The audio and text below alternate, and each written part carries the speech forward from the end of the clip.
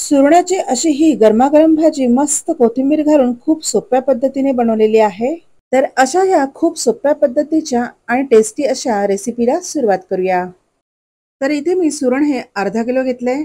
तर याच्या बाहेरील बाजू असलेली साल आपल्याला इथे काढून घ्यायची आहे आणि याचे मध्यम आकाराचे पीसेस कट करून घ्यायचे आहेत. तर हा सुरण कट करण्याआधी आपल्याला हाताला तेल लावून घ्यायचे, कारण सुरण हा खाजेर असल्याने हाताला खाज उठू शकते. इथे आपण सुरुवातीला याची साल काढून घेणार आहोत. तर अशा प्रकारे आपण ह्याची सर्व साल काढून घेतली आहे. सुरण हा साल काढल्यावर स्वच्छ धुवून कट करून घ्यायचे आहे. तुम्हाला जेवढ्या लहान मोठ्या आकाराचे पीसेस कट करायचे असतील तसे तुम्ही करू शकता. इथे मी पूर्ण सुरण कट करून घेतलंय. तर मी अशा मीडियम साईजचे पीसेस कट करून घेतलेत. गॅसच्या मीडियम फ्लेमवर कढई ठेवून त्यामध्ये सुरण फ्राय करण्यासाठी जरा जास्तच तेल घालून घेतले. तेल थोडे गरम झाल्यावर यामध्ये सुरण चांगले फ्राय करून घेऊया. आता यावर झाकण ठेवून थोड्या वेळसाठी शिजत ठेवूया. थोडं शिजल्यावर वरून थोडंसं मी मीठ घालून घेते. आता हे सर्व मिक्स करून घ्यायचे. पुन्हा यावर झाकण ठेवून पुन्हा थोडा वेळ शिजत ठेवून देऊया. जर का कमी तेलामध्ये सुरण फ्राय करायचे असतील तर तुम्ही असे फ्राय करू शकता किंवा डीप फ्राय सुद्धा करू शकता. सुरण या तेलामध्ये थोड्याफार प्रमाणात शिजून घ्यायचंय. तर इथे थोडं सुरण शिजलेलं आहे. आता आपण बाकीचं सुरण नंतर शिजून घेऊया. आता हे सुरण एका प्लेटमध्ये काढून घ्यायचे. सुरणाचे सर्व पीसेस काढून झाल्यावर या कढईत जे काही तेल उरले आहे ते तेल एका वाटीमध्ये आपण काढून घेऊया आणि थोडेसे तेल त्यामध्ये कांदा भाजण्यासाठी ठेवून द्यायचे. तर या भाजीच्या वाटणासाठी इथे मी उभा कापलेला एक मोठा कांदा या तेलामध्ये परतून घेते. कांद्याचा कलर थोडासा चेंज होईपर्यंत हा कांदा या तेलात चांगला परतून घ्यायचा आहे.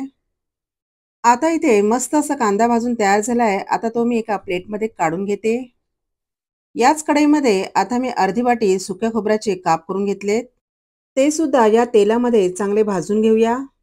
खोबरं सुद्धा इथे छान असं भाजून झालंय. आता ते सुद्धा मी एका प्लेटमध्ये काढून घेते. तेलात सुरण जर का फ्राय करायचे नसतील तर तुम्ही पाण्यामध्ये सुद्धा मीठ घालून ते तुम्ही उकडून घेऊ शकता. आता इथे गॅस बंद करून आपण इथे वाटण वाटून घेऊया.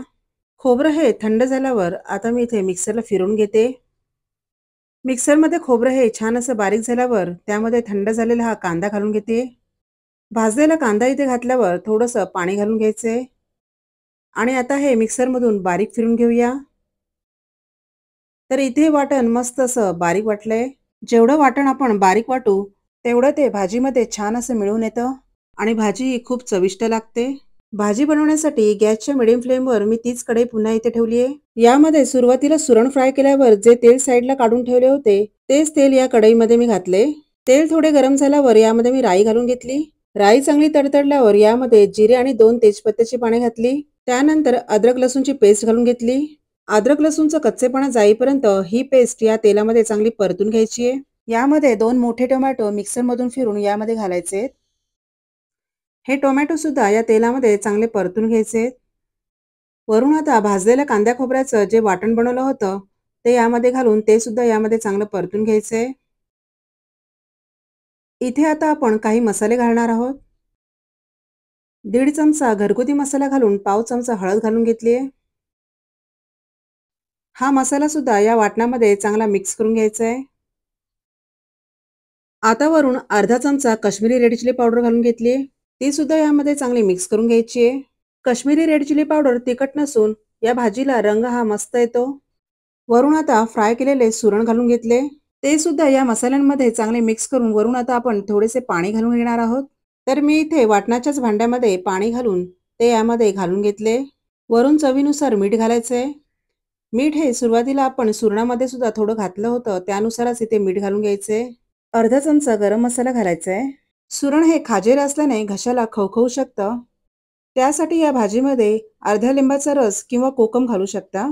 पण मी यामध्ये 2 मोठे टोमॅटो मिक्सरमधून फिरवून घातले म्हणून मी दुसरं काही आंबट घातलेलं नाहीये. सगळ्यात शेवटी मस्त अशी बारीक चिरलेली कोथिंबीर घालून घेतली आहे. सुरण थोडंसं शिजायचं राहिलं होतं ते आता आपण झाकण ठेवून शिजून घेऊया. गॅसची फ्लेम ही स्लो ठेवायची आहे. 6 ते 7 मिनिटांनंतर झाकण उघडून बघूया. तर सुरण इथे मस्त अशी शिजून तयार झालेत. तर अशी आपली मस्त गरमागरम सुरणाची भाजी बनवून तयार झाली आहे.